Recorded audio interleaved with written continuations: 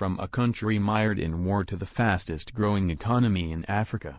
After a long struggle with civil wars, Rwanda finally succeeds in rising from under the rubble, becoming one of the fastest-growing economies in the Black Continent. How did Rwanda cross the Sea of Blood to the land of stability and prosperity? Extermination war. From 1993 to 1995, Rwanda experienced the most violent civil war in its history, as it took place between the Hutus, who make up the majority, more than 80%, and the Tutsi tribes, who make up the rest. And the number of victims of this war reached about 1 million dead, as the balance was tilted in favor of the Hutus in the beginning, until Paul Kagame came and joined the ranks of the National Front, as he ran out of a revenge war and was able to occupy the capital Kigali in 1995, Rwanda after the civil war. After the war, the National Front managed to control the country, and the country was headed by President Paul Kagame, and Paul Kagame was appointed as vice president, but the country sank into chaos year after year, which prompted the president to resign, and to give up his position in favor of Vice President Kagame in 2000, Kagame as president.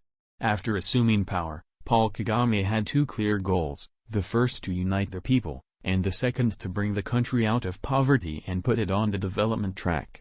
In order to achieve the first goal, the government has completed a new constitution for the country, which provides for the legal criminalization of mere talk of Hutus and Tutsis, as the first clause to establish peaceful coexistence.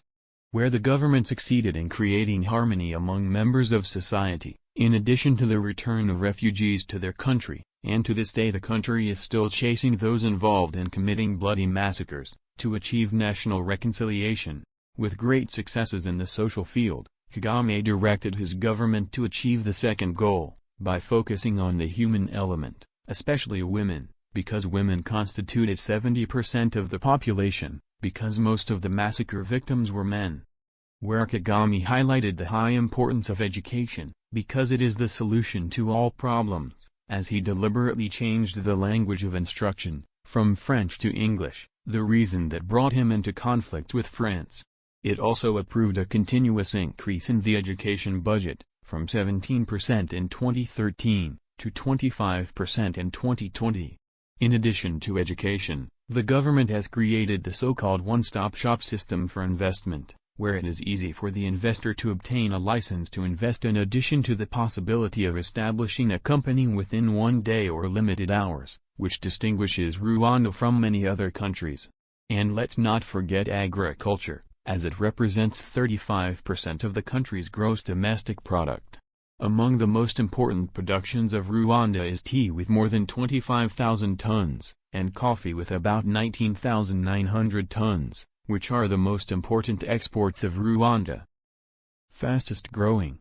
During the past decade, the Rwandan economy has become the fastest in Africa, at a rate ranging between 8% and 9% annually, and it has become one of the most important destinations for investors and tourists in Africa, the reason that reflected positively on the economy, as the gross domestic product doubled tenfold. After it was no more than $900 million in 1994, it became about $9.14 billion.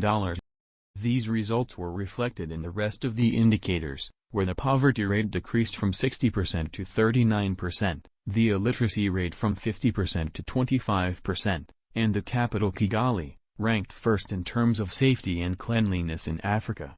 In culmination of the country's track record of achievements, Rwanda launched its first communications satellite, on February 27, 2019, as part of a project to develop the Internet, at a total cost of $2 billion.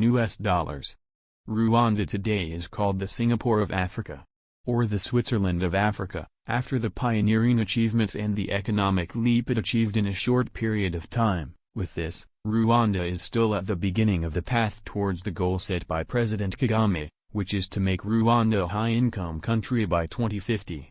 With the current circumstances, do you think that Rwanda is capable of achieving the goal set by Paul Kagame? Do not forget to subscribe and like the video if you liked the topic.